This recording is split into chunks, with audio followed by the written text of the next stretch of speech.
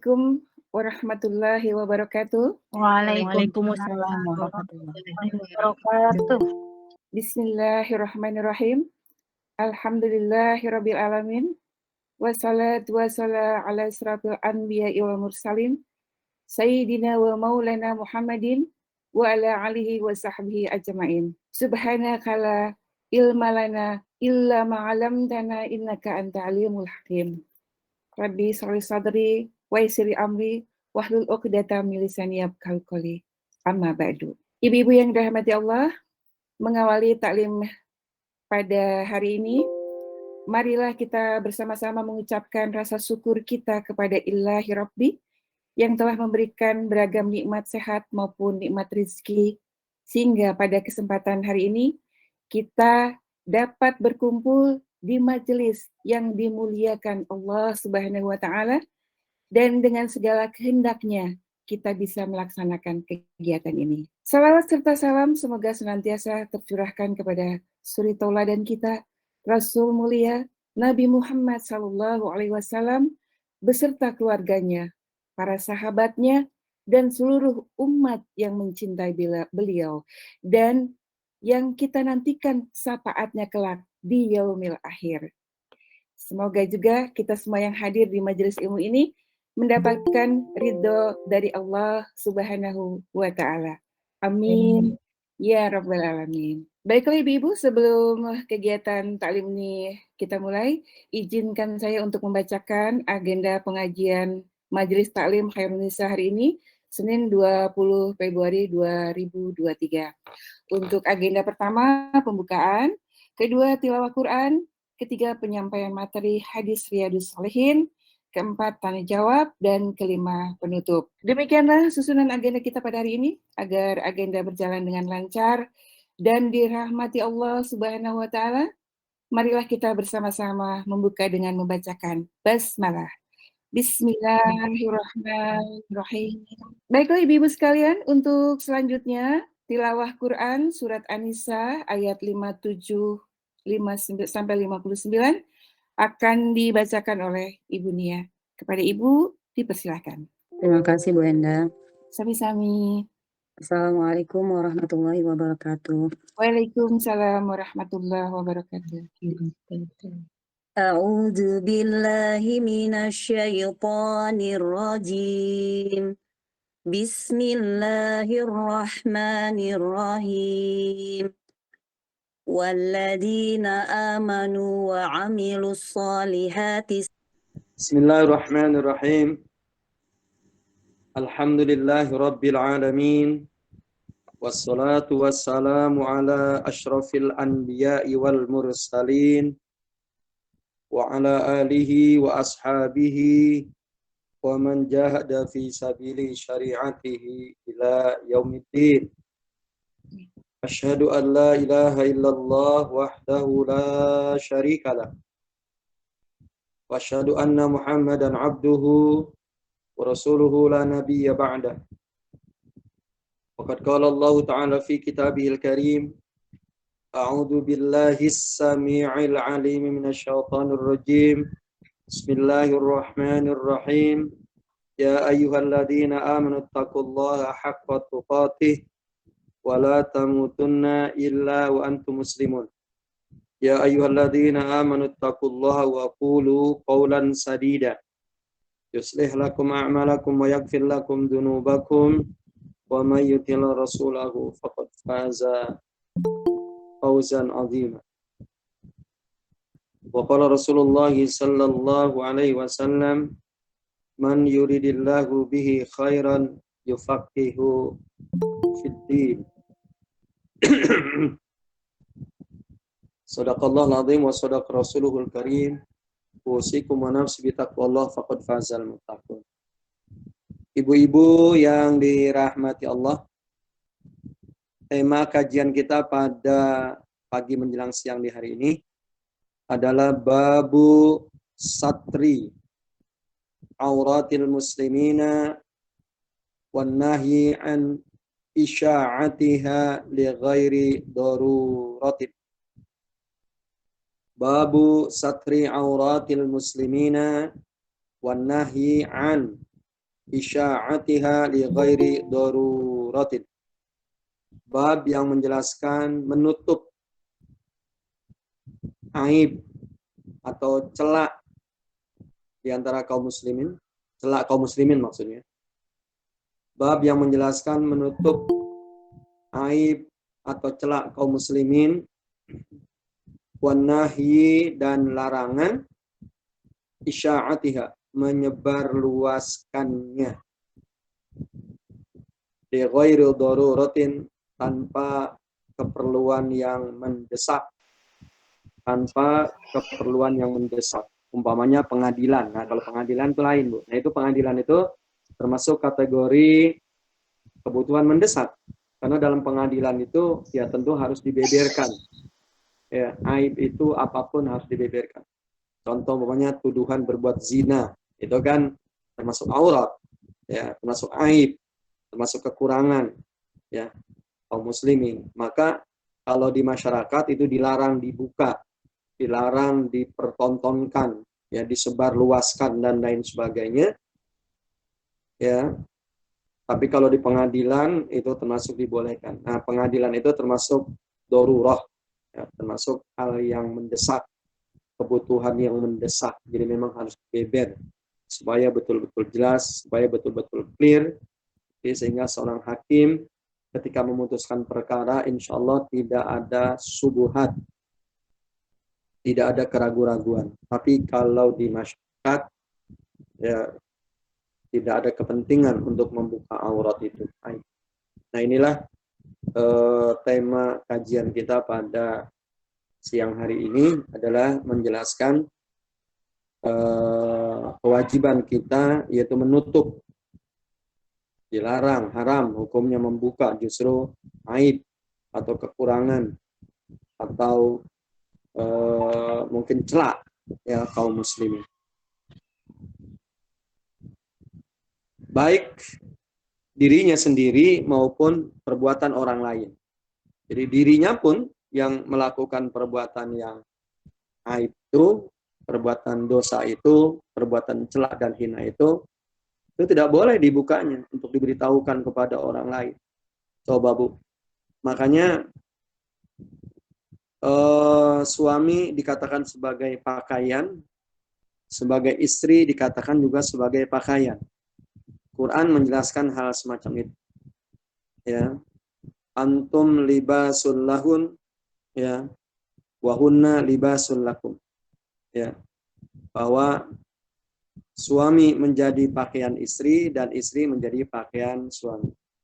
Kita tahu bahwa fungsi pakaian itu paling tidak dua, Bu. Pertama, yang paling utama adalah menutup aurat. Dan yang kedua sebagai aksesoris, sebagai penghias. Jadi dengan pakaian itulah, ya, maka manusia menjadi cantik, menjadi indah, menjadi bagus, enak dipandang. Nah, kira-kira bagaimana kalau tidak berpakaian? Maka fungsi pakaian itu paling tidak itu dua. Pertama menutup aurat, ya. Yang kedua adalah sebagai aksesoris, ya, sebagai hiasan. Nah, suami istri itu dikatakan oleh Allah, kalian wahai laki-laki sebagai pakaian istrimu, dan istrimu adalah sebagai pakaian kamu. Jadi saling menutup, ya, aib, kekurangan antara suami dan istri. Ya, bergaul di malam hari, nggak boleh dibuka di siang hari kepada siapapun.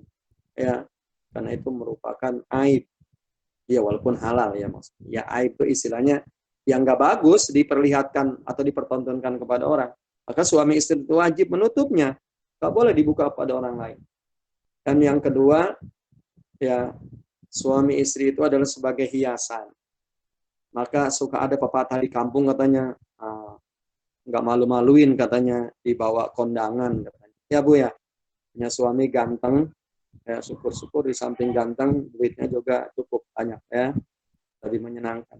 Ya, jadi kalau kata orang Bekasi bilang nggak malu-maluin dibawa kondangan, ya. Begitu pula seorang suami. Alhamdulillah punya istri katanya cantik, ya. Begitu. Karena memang fungsi pakaian itu paling tidak dua. maka suami istri di dalam Quran disebut sebagai pakaian, saling melengkapi. Nah, kita awali dengan Al-Quran, Kitabullah, Surah An-Nur ayat 19. Surah An-Nur ayat 19 Allah berfirman, Qala Allah Ta'ala, Innal ladina yuhibbuna an tashi'al fahishata fil ladina amanu lahum adabun alimun fid dunya wal akhirah. Sesungguhnya orang-orang yang suka, sesungguhnya orang-orang yang senang antashi al-fahishatu, yaitu tersebar luasnya ya perbuatan yang keji. Sesungguhnya orang-orang yang suka, ya, senang tersebar luasnya, merebaknya perbuatan yang keji. Fil ladina amanu, di kalangan orang-orang beriman. Lahum azabun alim, maka bagi orang tersebut, bagi orang yang suka tersebar luasnya ya perbuatan yang keji di kalangan kaum mukminin, Allah mengatakan lahum azabun alim. Orang itu pantas memperoleh siksaan yang pedih. Ya. Mereka itu pantas memperoleh siksaan yang pedih di dunia wal akhirat, baik di dunia maupun di akhirat. Ya. Jadi kalau kita termasuk bagian orang yang suka tersebar luasnya perbuatan yang keji di kalangan kaum mukminin saja, itu Allah mengecap. Bagaimana kalau orang itu, mohon maaf kita, malah dia justru menjadi pelakunya yang menyebarluaskan perbuatan yang keji itu. Memang awalnya atau asbabun nuzul daripada ayat ini adalah berkenaan dengan berita bohong perihal tuduhan Aisyah, ya, Aisyah selingkuh dengan salah seorang sahabat yang bernama Sofwan, ya, ketika para sahabat termasuk Aisyah, ya Rasulullah dan para sahabat itu dalam melakukan safar, kemudian mohon maaf Aisyah buang air besar, kemudian ternyata beliau ya setelah selesai beliau lupa, itu kalungnya tertinggal. Akhirnya beliau kembali lagi untuk mengambil kalung itu, ya mengambil kalung itu, kemudian tertinggallah Aisyah dari rombongan para sahabat termasuk Rasulullah Sallallahu Alaihi Wasallam. Ketika beliau ya sedang ya semacam putus asa begitu karena tertinggal oleh rombongan di malam hari, maka Sofwan, salah seorang sahabat namanya Sofwan, beliau adalah lewat, ya, rupanya entah bagaimana beliau lewat terakhir sekali. Ternyata dilihatnya yaitu Aisyah, maka Aisyah dipersilakan untuk naik ke atas untanya dan Sofwan menuntun unta itu. Nah, dari itulah akhirnya merebak ya tuduhan Aisyah berbuat selingkuh dengan Sofwan, dan ada memang orang-orang yang dengan sengaja menyebarluaskan berita bohong. Nah, ini ayat inilah turun yaitu untuk memberikan klarifikasi, penjelasan dan sekaligus ancaman ya kepada orang-orang yang suka kalau berita kebohongan itu dalam istilah bahasa Quran disebut dengan hadisul ifki. Hadisul ifki. Ya, hadis itu adalah perkataan, berita. Al-ifki itu bohong, ya. Itu merebaknya berita bohong. Nah, ini ayat inilah turun ya berkenaan dengan itu. Ancaman Allah kepada orang-orang yang suka kalau berita bohong itu ya menjadi konsumsi masyarakat. Nauzubillah. Ini tentu asbabun nuzul memang semacam itu, tapi pelajaran itu adalah buat kita di masyarakat ya kaum muslimin, tidak boleh justru kita mencegah, apalagi kalau kita menjadi aktor ya pemeran utama yang menyebarkan berita bohong, yang menyebarluaskan isu-isu yang belum jelas dan lain sebagainya. Sudah jelas pun kita tidak boleh, apalagi yang belum jelas ya, itu di dalam Islam. Jadi memang kebohongan dalam Islam itu adalah sebuah perilaku yang sangat dikecam ya. Mensayang di masyarakat kita hari ini ya orang berbohong dianggapnya hal yang tidak terlalu berdampak, ya dianggapnya perbuatan yang ya kalaulah salah umpamanya bukan kesalahan besar, dianggapnya menjadi biasa. Nauzubillah. Padahal Allah tadi mengatakan bahwa sesungguhnya orang-orang yang suka ya bahwa perbuatan keji itu tersebar luas menjadi konsumsi masyarakat ya di kalangan kaum mukminin, maka mereka akan memperoleh azab yang sangat pedih baik di dunia maupun di akhirat. Ibu-ibu yang dirahmati Allah, paling tidak ayat itu memberikan pelajaran kepada kita ya, agar kita senantiasa selalu menutup aib, kekurangan, ya celah ya kaum mukminin, saudara-saudara kita. Baik, hadis yang ke-240.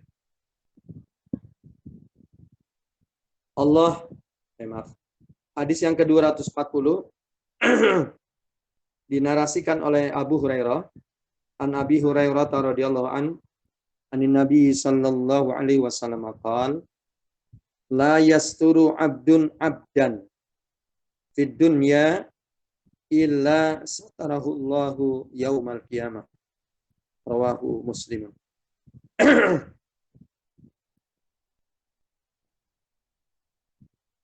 Dari Abu Hurairah radhiyallahu an, Nabi sallallahu alaihi wasallam bersabda. Nabi sallallahu alaihi wasallam bersabda, la yasturu abdun abdan fid dunya. Ya. Tidaklah seseorang menutup aib saudaranya yang lain di dunia ini. Tidaklah seseorang menutup aib atau celak saudaranya di dunia ini. Illa, melainkan atau kecuali, satarahullahu yaumal qiyamah. Maka Allah pasti akan menutupinya. Sesungguhnya Allah akan menutupi aibnya, ya, kekurangannya. Yaumal qiyamah, nanti pada hari kiamat. La yasturu abdun abdan fid dunya illa satarahullahu yaumal qiyamah. Tidaklah seseorang yang menutupi aib atau kekurangan atau celak saudaranya yang lain di dunia ini illa satarahullahu yaumal qiyamah. Melainkan atau kecuali Allah akan tutupi aibnya, Allah akan tutupi kekurangannya, Allah akan tutupi kesalahannya, Allah akan tutupi dosanya. Yaumal qiyamah, nanti pada hari kiamat. Ya, betapa mulia ya orang-orang yang dengan sengaja, sekalipun dia mendengar, sekalipun dia tahu ada kekurangan dari saudaranya, ada aib, ya ada kesalahan dari saudaranya, justru dia berusaha untuk menutupinya. Ya, justru dia berusaha untuk menutupi. Ya, jadi kalau ada berita-berita, ya dia termasuk orang yang menutupi. Ya, jadi bukan justru membongkar, malah mencari-cari ya berita tentang aib atau kekurangan saudara. Insya Allah balasannya sangat mulia nanti di sisi Allah.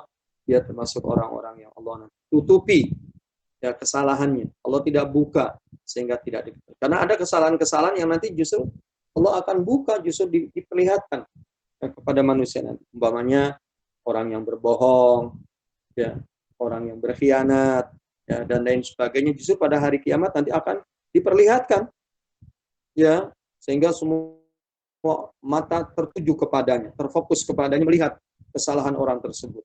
Ya, termasuk orang yang memutuskan hubungan kekerabatan dengan saudaranya, nanti kesalahan itu pada hari kiamat diperlihatkan di seluruh umat manusia. Nah, Rasulullah mengatakan ada orang-orang yang dia berbuat salah di dunia ini, dan justru Allah tutup kesalahannya nanti. Ya, Allah tutup kesalahannya nanti di hari kiamat. Di antaranya adalah orang yang di dunia ini berusaha untuk menutupi aib, kesalahan, kekurangan, celak ya saudaranya yang lain. Ya, begitu kira-kira.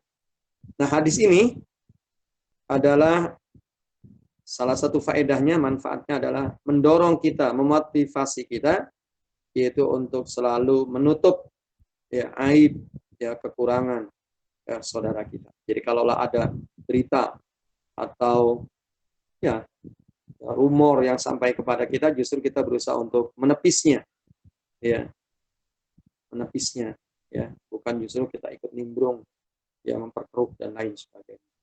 Ya, lebih-lebih hal yang belum begitu jelas, ya, belum begitu jelas. Yang sudah jelas saja kita diperintahkan untuk menutupi. Baik, kita lanjutkan hadis 241. Wa anhu, jadi kembali kepada hadis di atas. Jadi sama. Wa an Abi Hurairah radhiyallahu an qala sami'tu Rasulullah sallallahu alaihi wasallam yaqul. Ya, sami'tu Rasulullah sallallahu alaihi wasallam yaqul kullu ummati mu'afan illal mujahirin.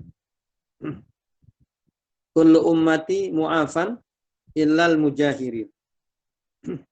Wa inna minal mujahara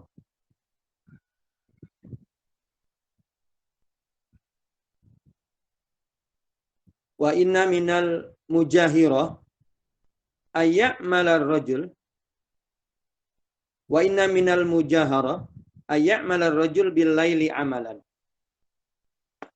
thumma yusbihu wa qad satarahu Allahu alaihi fayaqul ya fulan amiltul barihata kada wa kada wa qad bata yasturuhu rabbuhu wa yusbihu yakshifu satrallahi anhu.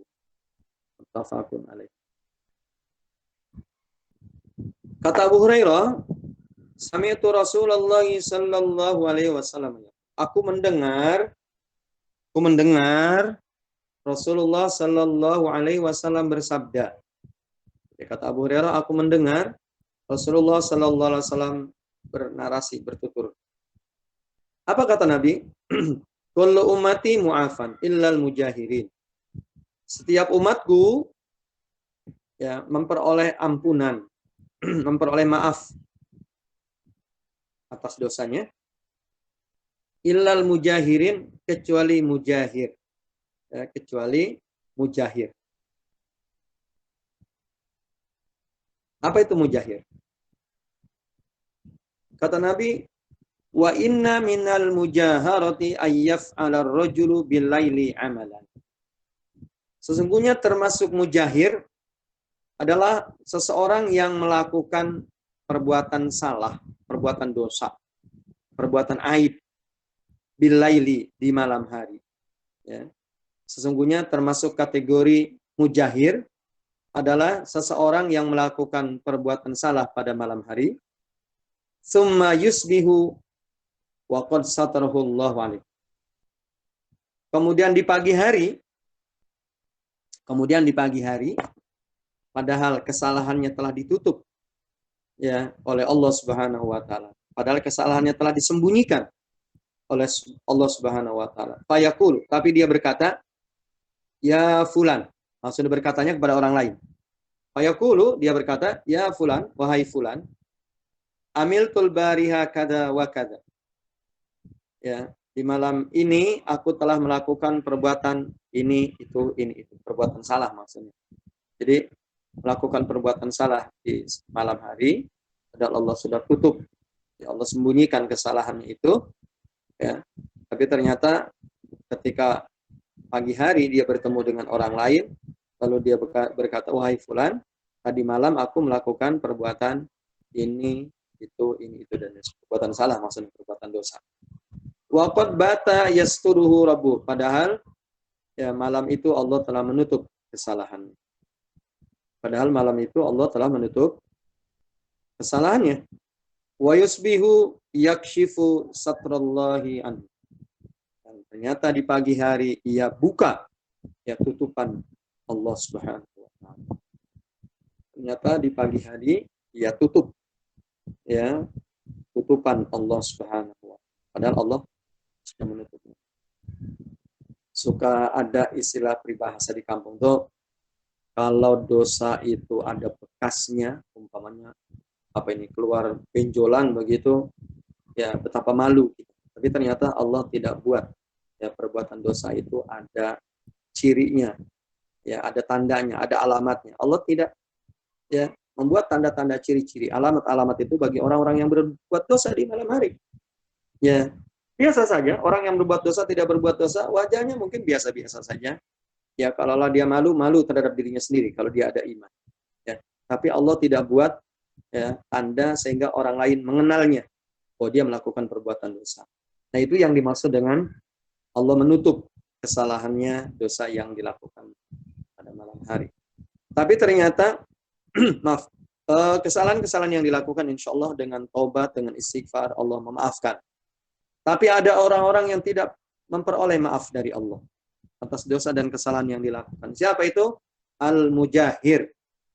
Jamaknya adalah Al-Mujahirun, pakai waw dan nun, atau Al-Mujahirin. Boleh disebut dengan Al-Mujahirun, boleh disebut dengan Al-Mujahirin. Tunggalnya ya yaitu Mujahir, tanpa iya dan nun atau waw dan nun. Al-Mujahir.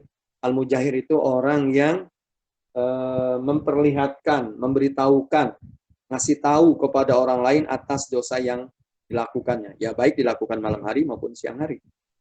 Ya, Allah sudah tutup.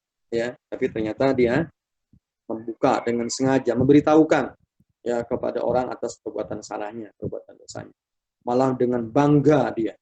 Kan mungkin ibu-ibu juga suka dengar ya, ada orang-orang yang ketika sudah tua ya jadi orang baik, tapi kadangkala dia berapi-api mengatakan, ini tua-tua begini dulu lagi mudanya, umpamanya dia ngomong begitu. Dosa apa yang tidak aku lakukan? Ya, dengan wanita, dengan membunuh. Nah, itu yang dimaksud dengan mujahirun. Ya, atau mujahirin atau mujahir.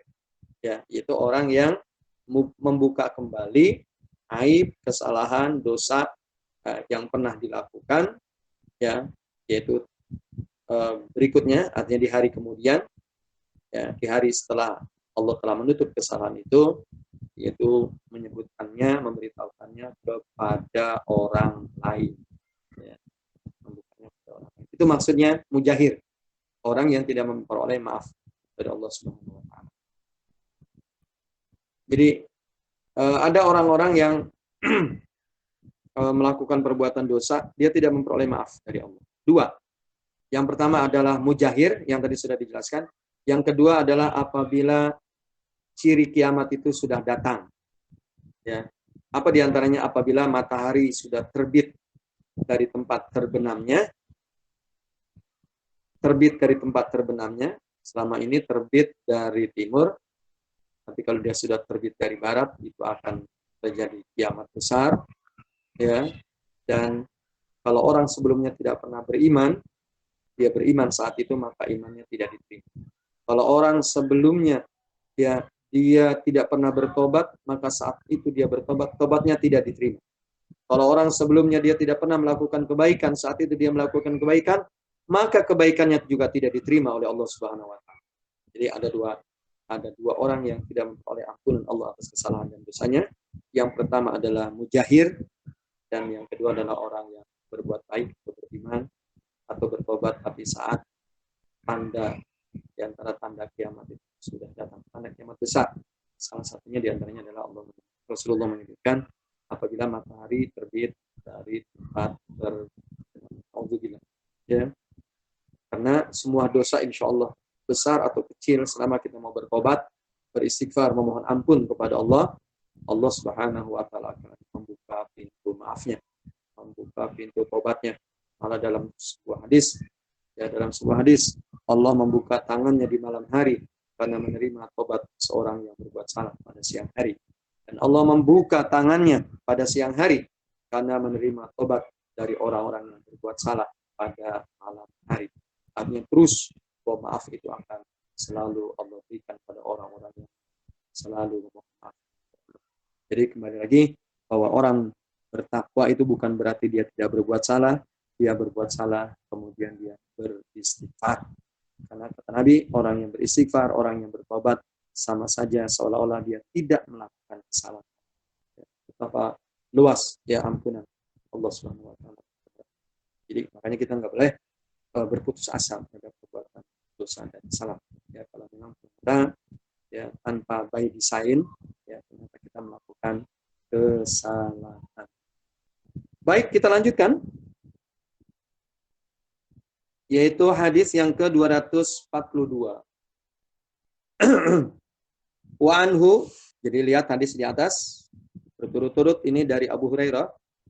Wa an Abi Hurairah radhiyallahu an, anin Nabi sallallahu alaihi wasallam qala, idza zanat, ya, jadi kata Nabi, idza zanatil amatu fatabayyana zinaha falyajlidha al-hadda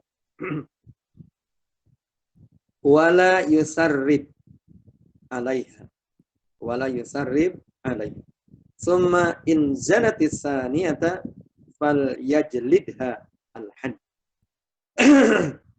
wala yusarrib alaiha summa in zanatis salisata falyabi'ha walau bihablin min sya'rin muttafaqun alaih. Wa an Abi Hurairah radhiyallahu an, ani Nabi sallallahu alaihi wasallam qala, dari Abu Hurairah radhiyallahu an bahwa Nabi sallallahu alaihi wasallam bersabda, apa kata Nabi? Idza zanatil amatu fatabayyana zinaha fal yajlidhal had. Kata Nabi, apabila budakmu berzina, budak perempuanmu berzina, fatabayyana zinaha, dan zinahnya betul-betul jelas. Idza zanatil amatu fatabayyana zinaha, apabila budak perempuanmu berzina, kemudian betul-betul jelas zinahnya, falyajlidhal hadda, maka jilidlah, ya, sebagai hukuman kepadanya.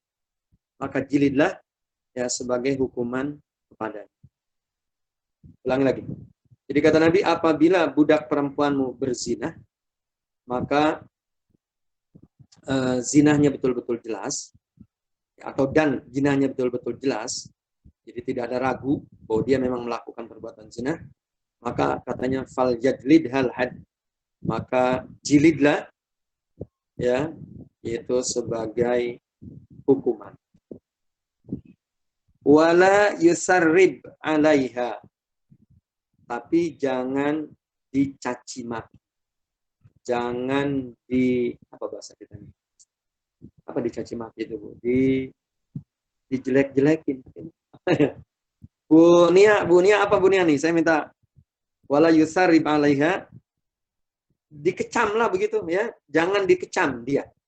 Dihakimi gitu kali Pak Ustadz apa? Bukan dihakimi. Apa gimana? Jadi gini, diomongin dengan kata-kata yang dasar lo memang buruk, dasar lo. Gitu. Dihujat kali gitu ya, maksudnya sudah berbuat dosa tapi kita hujat. Dihujat. Ya, makasih Bu Nia. Iya. Jadi apabila budak perempuanmu berzina dan betul jelas bahwa dia berbuat zina gitu, artinya enggak samar-samar. Ya. Jadi memang betul. Fal yajlidhal hadda, maka katanya disuruh dijilid, digebuk. Ngegebuknya 40 kali kalau budak. Karena dia separuh hukumannya, Bu. Kalau orang merdeka, dia gadis, itu 80 kali. Tapi kalau budak dia hanya separuh, 40 kali. Gitu. Sebagai apa? Sebagai hukuman. Wala yusarrib alaiha, dan jangan kamu kecam. Tadi apa tadi? Dihujat Pak Ustadz. Jangan kamu hujat dia. Ya, udah. Kalau dia sudah dijilid, ya udah 40 kali, udah jangan dihujat. Ya, jangan dasar emang muka buruk, jangan dasar kamu gitu. Jadi nggak boleh dihujat. Ya. Summa in zanatis saniyah, kemudian apabila dia berzina untuk yang kedua kali, katanya. Kemudian dia berzina untuk yang kedua kalinya, fal yajlidhal had, maka katanya jilid lagi dia. Ya, itu sebanyak 40 kali sebagai hukuman. Dan juga kata Nabi, wala yusarrib alaiha, jangan kamu hujat dia. Ya, jangan kamu hujat. 2 kali sudah ya. Sudah 2 kali. Suma in zanatis salisa. Kemudian apabila dia, ya berzina untuk ketiga kalinya, kata Nabi, falyabiha. Udah, ya kamu jual saja, jangan kamu pelihara itu. Ya, budak perempuan yang kayak begitu itu jangan kamu pelihara dia. Ya, summa in zanatis salisa falyabiha. Apabila dia berzina ya untuk yang ketiga kalinya, ke kali yang ketiga, falyabiha. Udah, jual aja. Walau bihablin min sya'rin, walaupun hanyalah seharga dengan tali dari rambut. Maksudnya nilainya itu sudah sangat rendah. Ya padahal budak itu mahal, Bu. Jadi kalau sekarang budak itu kalau dinilai rupiah itu mungkin bisa 1,5 miliar, Bu.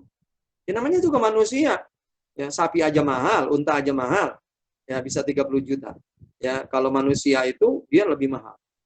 Ya, jadi manusia tapi separuh binatang. Ya karena dia diperjualbelikan. Dia dibawa ke pasar, dijual dan lain sebagainya. Nah, kata Rasulullah, kalau kamu punya budak perempuan dan budak itu berbuat zina, dan jelas ya tidak ada keraguan kamu bahwa dia berzina, itu jilid aja dia 40 kali. Tapi jangan jangan dikecam dia. Nah, ternyata berbuat lagi kedua kalinya, ya juga sama. Kamu berlakukan jilid dia 40 kali, tapi jangan dihujat, jangan dikecam. Ya. Nah, kalau ketiga kalinya masih juga dia berzina, ya maka katanya udah kamu jual aja, bawa ke pasar dia, walaupun ya nggak punya nilai kecuali hanya ada orang yang berani ya, dengan nilai seutas tambang ya dari rambut ya, itu juga sudah kamu jual saja.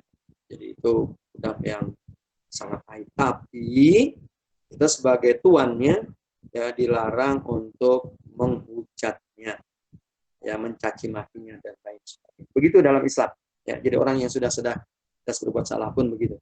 Ya, kesalahannya tetap ya dia dihukum sesuai dengan aturan Kitabullah dan Sunnah Rasul, tetapi dilarang kita untuk menghujat, ya, jelek-jelekan.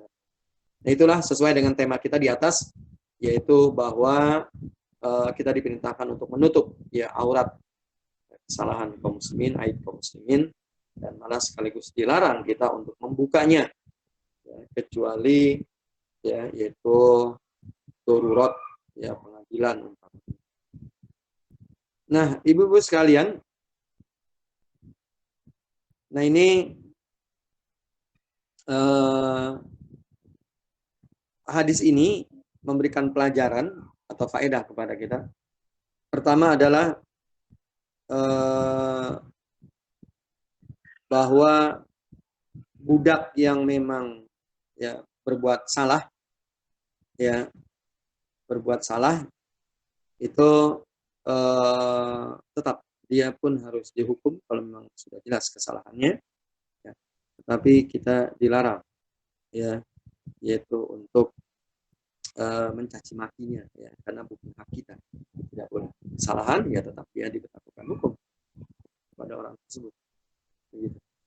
Baik, yang terakhir dalam bab ini yaitu hadis yang ke-243. Wa anhu, berturut-turut hadis ini seluruhnya dari Abu Hurairah. Ya, naratornya Abu Hurairah. Wa an Abi Hurairah radhiyallahu anhu qol utiya an-nabiyyu sallallahu alaihi wasallam bi rajulin qad syariba khamran. Qala idribuhu. Qala Abu Hurairah radhiyallahu anhu famin ad-daribu biyadihi wad-daribu bina'lihi wad-daribu bisawbihi. Falamma insarafa qala ba'dul qawmi akhzakallahu qala la taqulu hakadha la tu'inu alaihi syaitana. Rawahul Bukhari.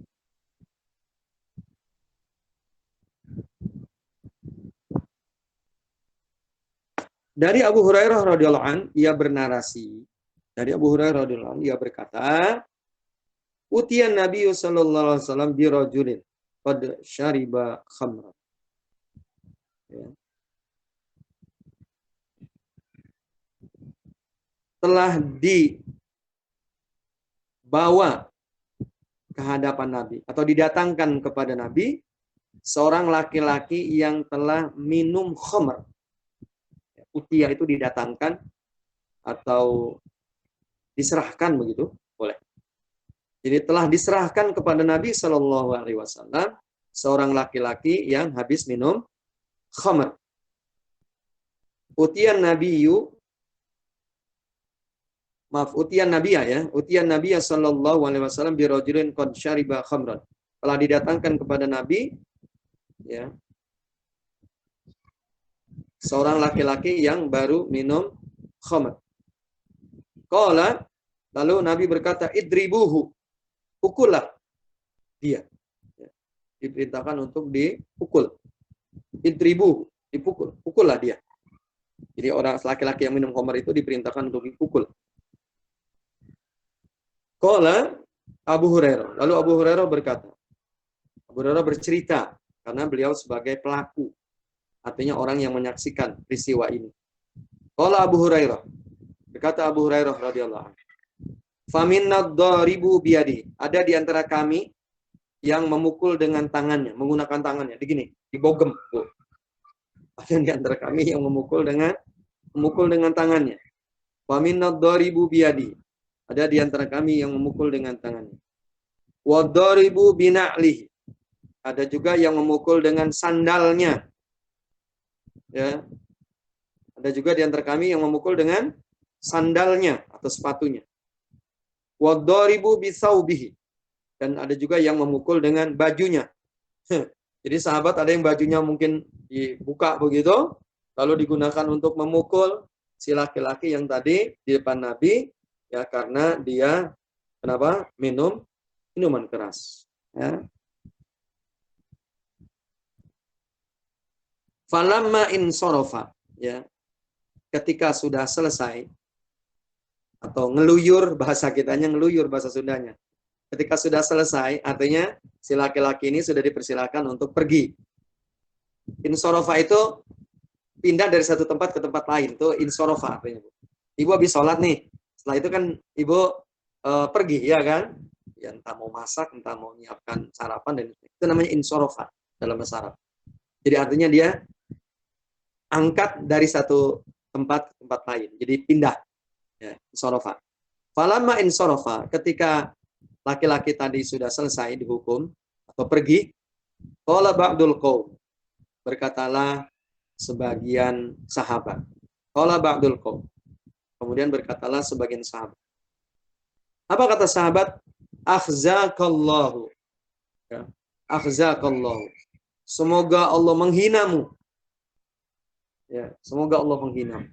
Akhzakallahu. Semoga Allah menghinamu. Qala, lalu Nabi berkata, lalu Nabi bersabda, la taqulu hakaza.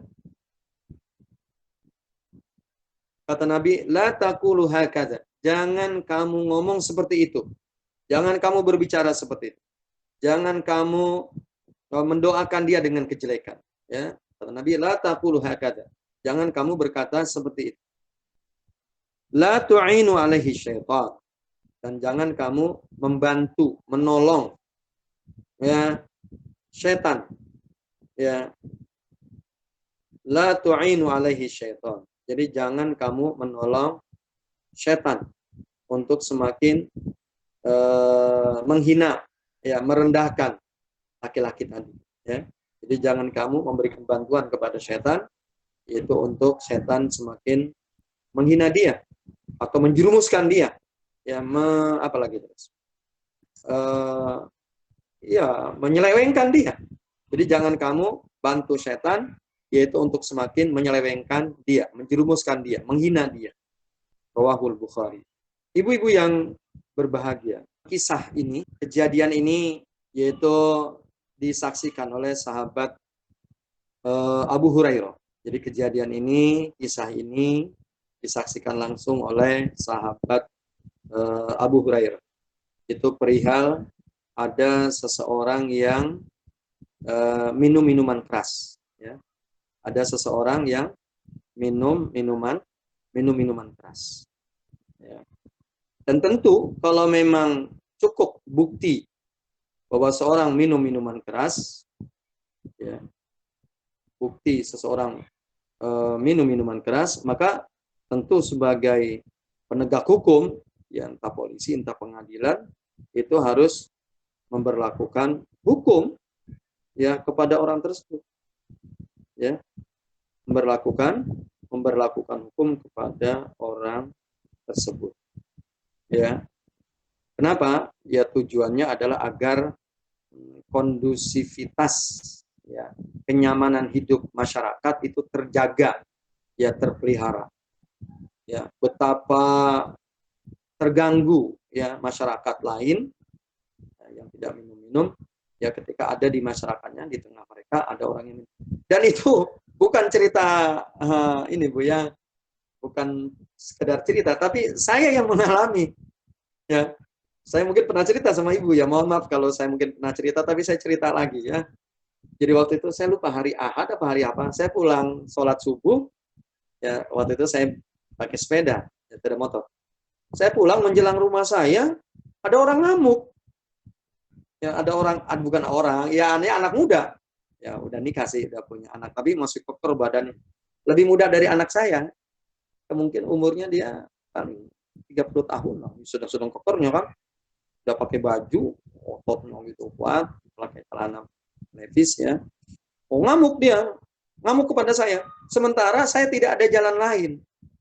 Tidak ada jalan lain itu artinya sempit gang. Jadi kiri kanannya rumah, ya saya dihadang di tengah jalan itu. Sampai jatuh saya motor saya. Dan terus menerus dia ngoceh. Saya masih nggak paham. Saya pikir ini keluarga saya lagi ada masalah apa gitu. Mungkin ya keluarga saya berbuat salah kepadanya, kemudian dia ngamuk begitu, termasuk kepada saya sebagai kepala rumah tangga atau ya anggota keluarga itu, dia ngamuk juga kepada saya. Jadi saking saya nggak ngerti, nggak paham gitu loh. Gitu Bu. Akhirnya sampai saya ya dibantu sama iparnya, ya sudah bangun rupanya. Jadi dia sedang ini apa? Sedang ini pintu gerbangnya itu sedang digoyang-goyang begitu mau dirusak dan sampai rusak memang. Padahal itu pintunya dari polo ya, dari besi ya. Akhirnya sampai orang tuanya sedang ikut tarling subuh keliling itu di Padurenan, ditelepon rupanya sama keluarganya. Terus itu lagi ngamuk katanya. Pak Etam itu sampai disakiti. Akhirnya dia datang. Akhirnya dia nggak menyelesaikan tarlingnya, subuh kelilingnya, dia ke rumah saya minta maaf dan lain sebagainya. Bahwa dia sedang mabuk, memang begitu katanya kalau lagi mabuk. Maksud saya cerita kalau orang itu mabuk, ya itu mengganggu betul.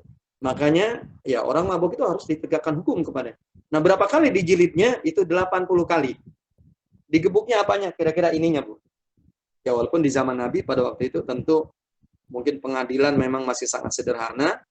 Cuma Nabi nyuruh kepada para sahabat yang kumpul pada waktu itu, disuruh ngegebuknya, memukulnya dengan apa yang mereka miliki. Yang punya sendal-sendalnya dibuka untuk menggebuknya, yang nggak punya apa-apa, ya nggak punya peralatan, bajunya dibuka untuk juga menggebuknya, dan lain sebagainya. Nah ternyata akhirnya oleh para ulama ya disimpulkan bahwa jilid, ya hukuman gebuk bagi peminum khamr itu 80 kali. 80 kali. Kalau yang minumnya budak itu separuhnya, jadi 40 kali. Gitu. Jadi kalau dia itu adalah orang merdeka, ya seperti kita, ya kalau dia minum minuman keras itu dia dijilid, dikebuk, ya itu sebenarnya 80 kali. Untuk menjaga tadi kondusivitas ya kehidupan kita bermasyarakat dan juga agar jerah. Jadi orang-orang yang tidak atau belum minum supaya begitu kalau orang minum minuman keras itu dihukumnya semacam itu. Jadi membuat efek jerah agar orang lain itu tidak mudah ya membuat keonaran di tengah-tengah masyarakat. Tapi kita sangat dilarang begitu, yaitu untuk mengecam, untuk menghujat, ya apalagi berkata kotor ya kepada orang tersebut. Nah ini ada contoh ini. Ada sahabat yang ahzakallah. Jadi kalau ahzakallah Bu, itu adalah sumpah. Bukan sumpah. Kebalikan dari doa, apa kalau bahasa kita? Biasanya kalau nyebut itu susah. Kebalikan dari doa apa? Kalau doa itu kebaikan-kebaikan. Ini untuk keburukan. Apa bahasa kita? Enggak punya ibu. Dikutuk apa gimana sih? Kayak Mengumpat. kutuk. Ngumpat. Ngumpat ya, ngumpat. Doa tapi untuk keburukan gitu deh. Mengumpat. Ya boleh lah itu istilah-istilah itu ya. Jadi istilah di dalam bahasa Arab itu ada. Ya artinya orang Arab itu senantiasa ada itu istilah-istilah semacam itu. Artinya gini, umpamanya dalam sebuah hadis itu begini. Jadi kata Rasulullah, jangan sekali-kali. Ini ada sebuah hadis yang tadi saya katakan, yaitu tidak boleh mendoakan, tapi mendoakannya sifatnya negatif. Kalau ibu istilahnya mengumpat, mengutuk begitu. Ini yang saya maksudkan. Jadi kata Nabi, jangan sekali-kali kamu baik terhadap dirimu maupun terhadap kendaraanmu, terhadap hartamu, terhadap keluargamu, ya termasuk anak, istri dan lain sebagainya, yaitu mendoakan yang negatif.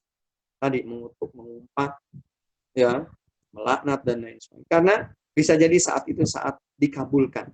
Artinya Allah Subhanahu wa taala ya mengabulkan perkataan. Kutukan kamu itu, laknat kamu itu, kecaman kamu itu, doa negatif kamu itu justru itu dikabulkan oleh Allah Subhanahu wa taala. Jadi mohon maaf ya, kita marah bagaimanapun ya kepada keluarga kita, kepada kendaraan kita, kepada anak kita, kepada harta kita. Tidak boleh sekali-kali.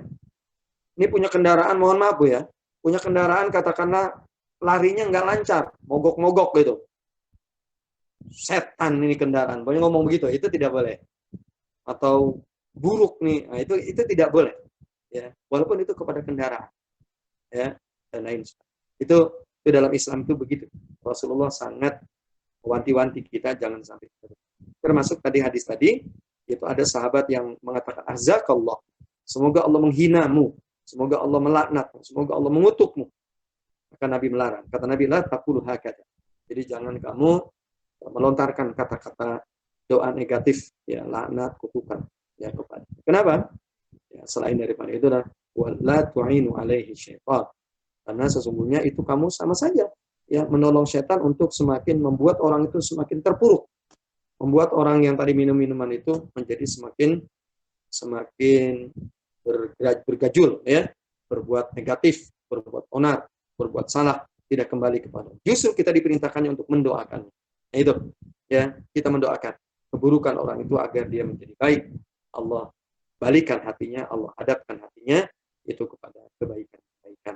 Jadi jangan dibiarkan dia terus malah negatif ya, karena itu kalau kita doakan malah itu setan, kita tolong, kita bantu untuk semakin memperparah ya keburukan, kejelekan dan dosa yang dilakukan oleh orang tersebut ya.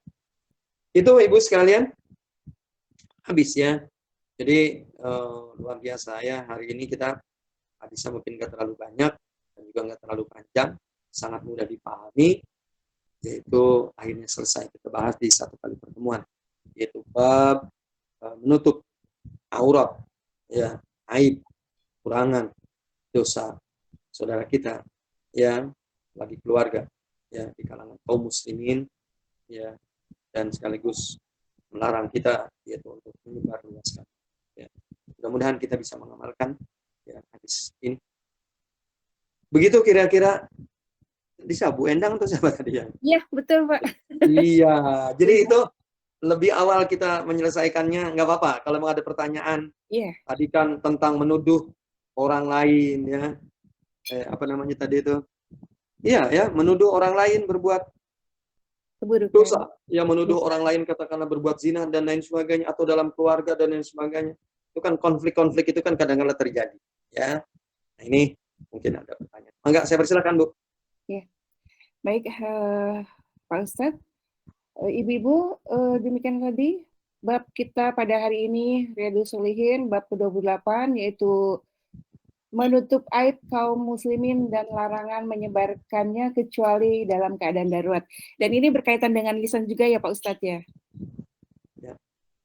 Ibu-ibu mungkin ada yang akan bertanya berkaitan dengan bab ini, dipersilahkan. Kami memberikan waktu 15 menit untuk bertanya. Mungkin ada 1, 2, atau 3 atau lebih untuk bertanya, dipersilahkan. Mungkin Bu Nia, atau Bu Pipit, atau Bu Arni, atau ibu yang lain, dipersilahkan. Izin bertanya Bu Endah, Afwan. Mangga Bu Juher, Assalamualaikum. Waalaikumsalam warahmatullahi wabarakatuh. Lanjut, Bu. Sehat-sehat Ustadz. Alhamdulillah. Bu Alhamdulillah. sehat ya? Alhamdulillah. Izin bertanya Ustadz. Mangga, Mis- mangga Bu. Ya. Misalkan dalam suatu organisasi kita ingin mengambil solusi terhadap suatu persoalan yang membuka aib seseorang gitu loh. Itu batasannya bagaimana itu Ustadz? Apa dibolehkan, dan kalau memang dibolehkan batasannya seperti apa Ustadz? Makasih, jazakallah. Itu saja Ustadz. Tentang katakanlah penyimpangan terjadi di salah satu organisasi begitu ya. Betul, iya betul. Biasanya kalau di salah satu organisasi itu ada mekanismenya.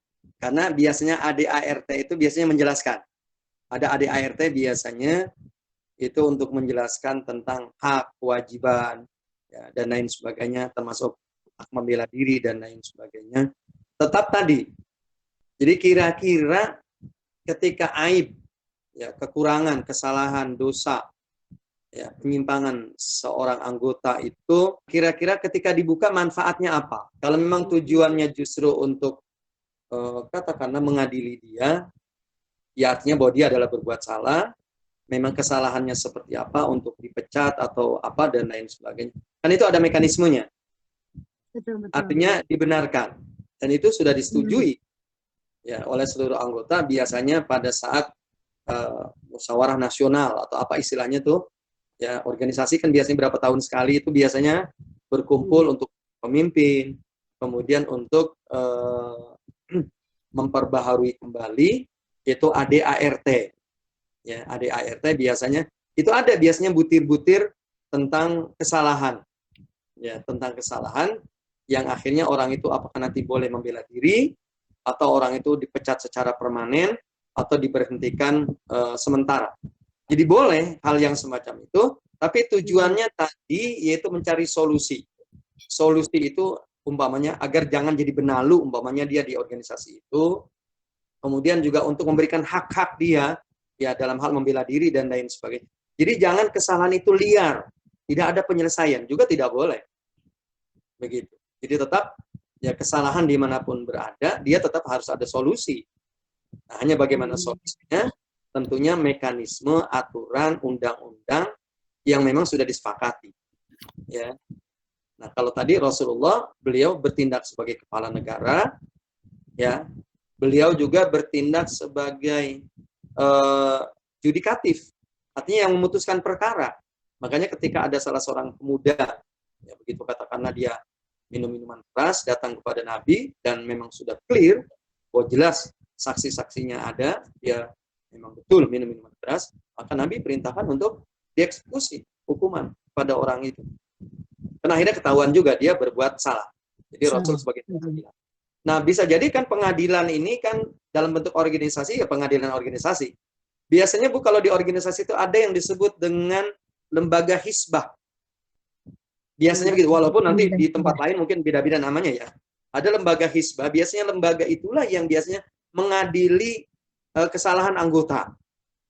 Ya, mengadili kesalahan anggota. Kami juga di organisasi begitu, Bu.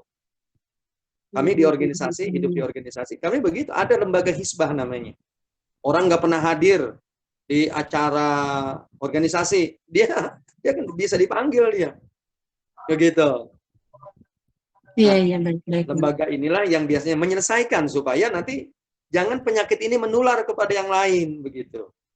Ya, jangan menjadi menular ya terhadap yang lain. Gitu. Itu biasanya di organisasi itu ada mekanismenya, ada Bu. Tentu orang-orang yang berkompeten dan orang-orang yang memang diserahkan untuk menyelesaikannya, dialah yang nanti yang menyelesaikannya. Tetap orang lain yang tidak berkepentingan jangan nyari-nyari kesalahannya apa. Ini dia korupsi atau apa. Nah, itu yang tidak boleh. Yang tidak berkepentingan ya jangan. Udah dia tutup telinga aja lah sudah. Serahkan saja sudah kepada lembaga hisbah tadi. Hisbah ya, lembaga yang memang diberikan wewenang untuk mengadili ya anggota yang katakanlah dia berbuat salah atau menyimpang dari aturan ADART dan lain sebagainya. Jadi tetap dibolehkan sampai betul-betul clear. Ya kalau dia berbuat salah, ya kesalahannya apa. Kalau dia tidak salah juga, ya dia tidak salah, harus direhabilitasi nama baik. Tapi orang-orang yang tidak berkepentingan, ya tidak boleh mencari-cari ya kesalahan dia itu apa. Nutup telinga aja udah, walaupun kita tahu mungkin ya sedikit-sedikit, tapi jangan kita pengen jelas ini, jangan. Kita kepentingannya apa? Kan kadang-kala suka manusia, mohon maaf, itu kadang-kala suka seneng nih telinga itu kalau ngedenger orang berbuat salah begitu. Nikmat dibicarakan itu, mohon maaf ya. Nah, itu yang tidak boleh. Gitu, kira-kira ukurannya itu.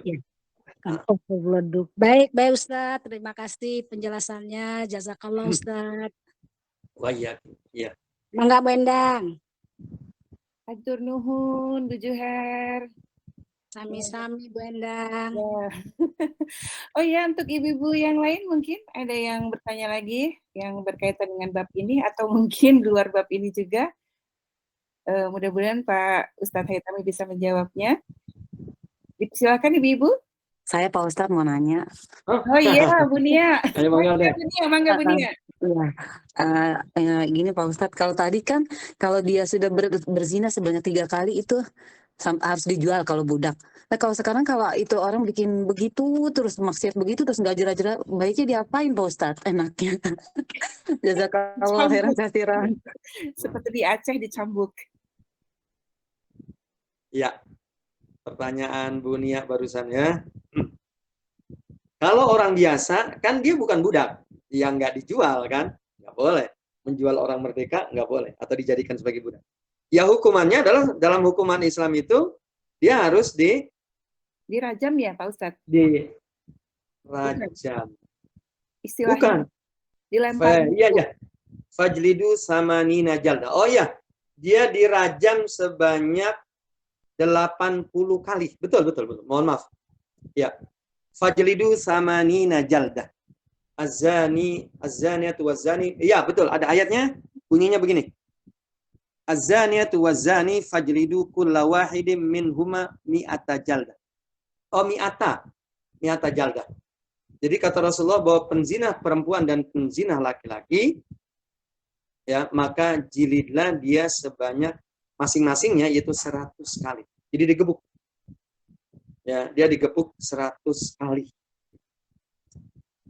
Bagaimana dia kalau kedua kali melakukan lagi sama? Bagaimana dia ketiga kali? Yaitu sama. Mungkin ditambah dia dengan dibuang, diasingkan. Ya, ke negeri yang jauh atau dia dipenjara kalau sekarang ya. Dia dipenjara. Sehingga dia tidak bisa berkomunikasi bebas ya dengan orang lain. Mudah-mudahan itu menjadi jerak dia. Kenapa dia tetap 100 kali? Karena dia berzinahnya dia bukan orang yang sudah pernah nikah atau sedang punya pasangan. Itu Bu Nia. Tetap walaupun dia berkali-kali, kalau memang dia belum pernah nikah, ya, belum pernah punya pasangan dan bukan karena selingkuh. Kalau selingkuh kan biasanya bahasa di kita adalah orang yang punya pasangan tapi ternyata mencari pasangan lain yang tidak sah. Ya, dia melakukan zina. Itu tetap dia 100 kali. Ya, cuman tadi mungkin bisa jadi salah satu kebijakan katakanlah pengadilan dia harus dibuang, ya, yaitu selama 1 tahun di penjara 1 tahun atau 2 tahun dan lain sebagainya untuk menimbulkan efek jerah. Ya. Jadi ada ayat Quran ya, az-zaniyatu waz-zani fajlidu kulla wahidin minhuma mi'ata jaldah. Jadi kata Allah, penzina perempuan dan penzina laki-laki maka jilidlah masing-masingnya yaitu 100 kali. Nah, kalau orang sudah pernah nikah, begitu, maka dia dirajam. Bukan dijilid. Kalau rajam itu ditimpuk pakai batu, dipendam mungkin separuh badannya, diikat, kemudian ya. Ukurannya adalah sampai meninggal. Dan itu pernah dilakukan juga oleh Rasulullah SAW. Itu seorang perempuan yang waktu itu sedang hamil. Dia datang kepada Nabi, ya Rasulullah, tegakkan hukum kepada saya karena saya berbuat zina. Ini buktinya saya sedang hamil. Nabi SAW perintahkan kepada walinya untuk tidak boleh mengecam. Tadi kembali lagi hadis tadi. Ya, hadis ini pun juga cerita tentang seorang wanita yang berzina padahal dia sudah nikah, kemudian disuruh bergaul dengannya, yaitu dengan pergaulan yang baik. Tidak boleh mengecam, tidak boleh menyakiti, tidak boleh menghujat dan lain sebagainya. Dia harus pengadilan, nanti dia ditimpukin, dirajam sampai meninggal. Itu pernah terjadi. Dan para sahabat pun menyolatkan. Kemudian Sayyidina Umar ya bertanya, ya Rasul, apakah kita juga akan menyolatkan? Sementara dia wafat, meninggal karena dia dirajam karena dia berzina. Kata Nabi, kalaulah tidak ada orang yang, artinya sangat jarang orang yang datang kepada pengadilan yaitu untuk menyerahkan ya menyerahkan ruh, menyerahkan jiwanya, yaitu untuk ditegakkan hukum kepadanya. Sekalipun padahal resikonya dia akan meninggal. Daripada dia nanti dihukum oleh Allah dengan hukuman yang sangat berat, lebih baik dia rela, ridho datang kepada pengadilan untuk dihukum dengan pengadilan dunia. Insya Allah orang semacam ini dimaafkan nanti di akhirat. Ya, hingga Rasul pun menyolatkan. Ya, kalaulah dibagikan, ya, magfirah, ampunan orang itu kepada penduduk Madinah, kata Rasul, cukuplah ya penduduk Madinah memperoleh ampunan dari Allah Subhanahu wa taala. Begitu Rasul mengapresiasi wanita yang tadi datang kepada pengadilan untuk dihukum ya dengan hukum al-Islam. Iya, begitu kira-kira Bu Nia. Ya. Jazakallah khairan kasiran Pak Ustadz. Baik Bu Nia, terima kasih atas pertanyaan yang sudah dijawab tadi ya. Pertanyaannya oleh Pak Ustadz. Untuk ibu-ibu yang lain masih ada waktu kita sedikit lagi, mungkin ada yang bertanya. Dipersilahkan. Kalau tidak ada yang bertanya, saya yang bertanya Bu. Saya bertanya, ibu-ibu semua dengarkan pertanyaan saya. Bagaimana kalau seorang suami menuduh istrinya berbuat zina? Ya, seorang suami menuduh istrinya berbuat zina, seperti apa penyelesaiannya? Itu pertanyaan saya. Ya, yang mau jawab silahkan.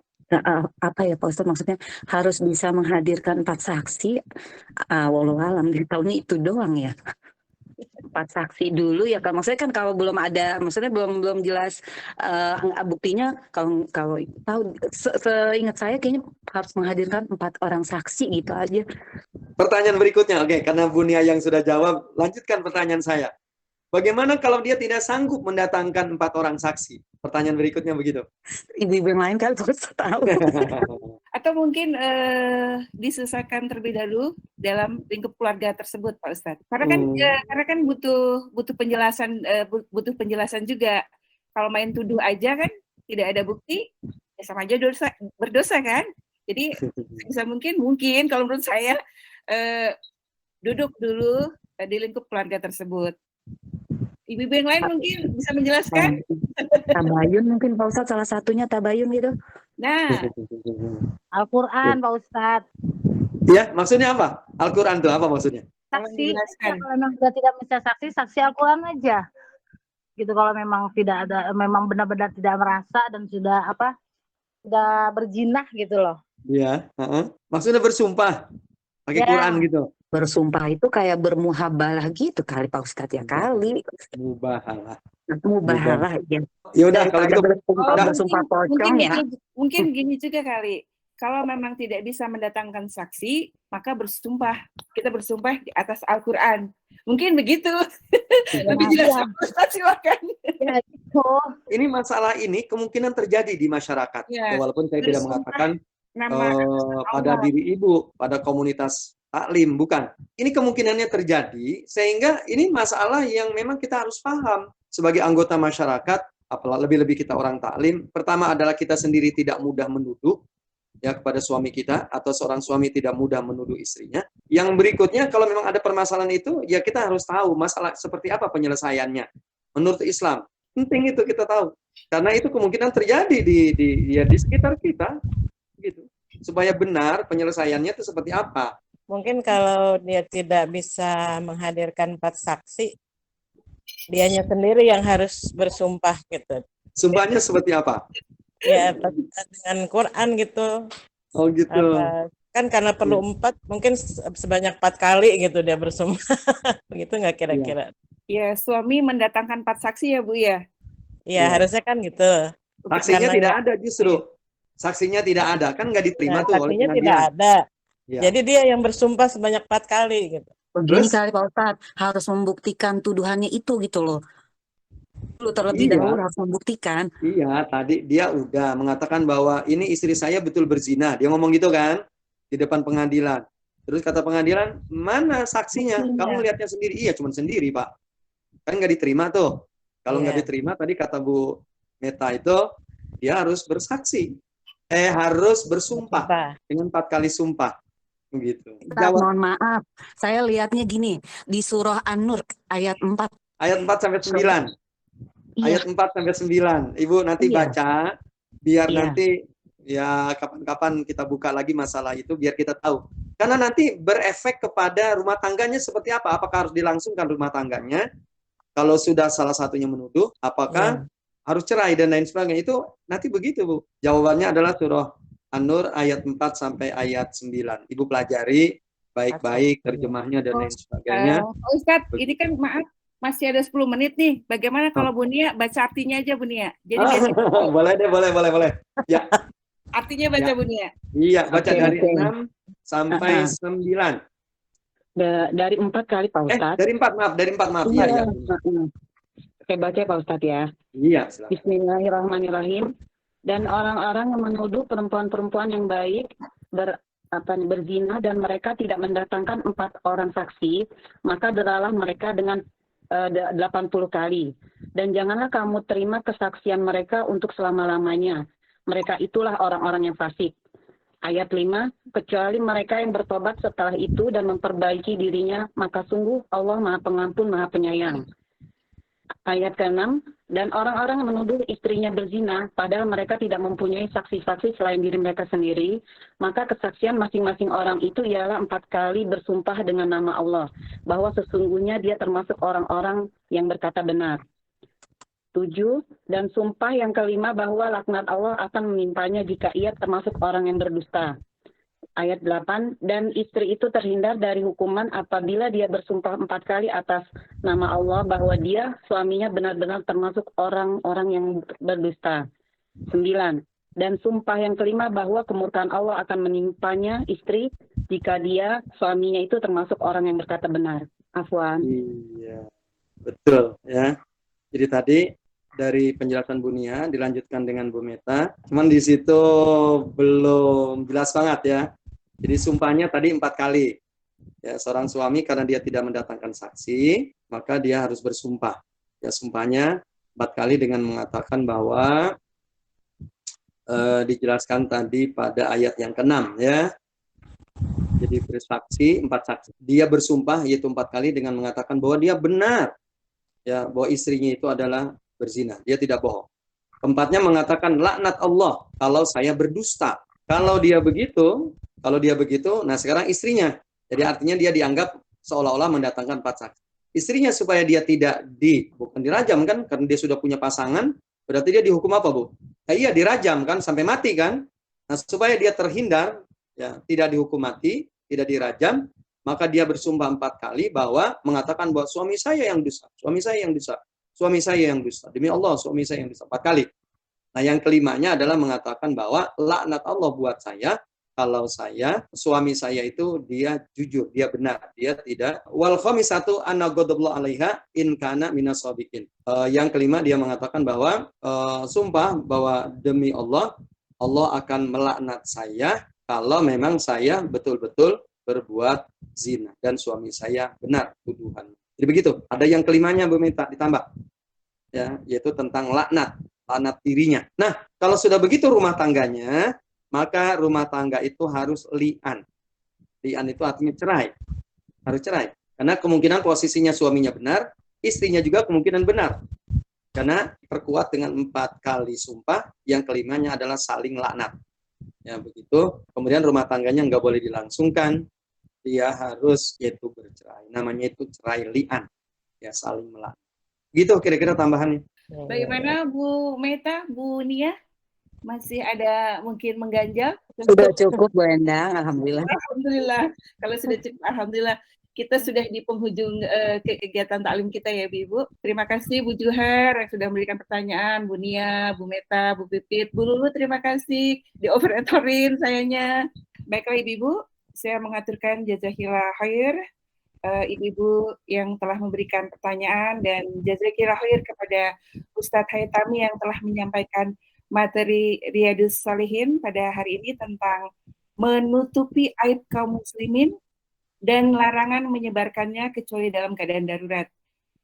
Menutupi aib saudara kita merupakan perbuatan terpuji jika dilakukan kepada muslim yang lurus, yang tidak akan menyebabkan kejelekan. Namun, tercela jika dilakukan oleh seseorang yang suka merendahkan dan suka bersikap melampaui batas kepada hamba Allah. Semoga kita termasuk ke dalam golongan yang bisa menjaga lisan dan tutur kata kita, dan semoga kita menjadi orang yang memiliki hati yang lembut. Seperti hadis Rasulullah SAW yang diriwayatkan Bukhari bahwa keselamatan manusia tergantung kepada kemampuannya menjaga lisan. Ibu-ibu yang dirahmati Allah, usai sudah agenda kita pada hari ini, atas nama pribadi dan Majelis Taklim Khairun Nisa, saya menghaturkan sekali lagi jazakillah khair atas kehadiran Ustadz Haitami, ibu-ibu, teriring doa semoga kesejahteraan, keselamatan, dan keberkahan dari Allah tercurah kepada kita semua. Amin ya rabbal alamin. Amin ya rabbal alamin. Bersama-sama kita tutup agenda taklim kita pada hari ini dengan membacakan hamdalah, istighfar, dan kafaratul majlis. Alhamdulillah.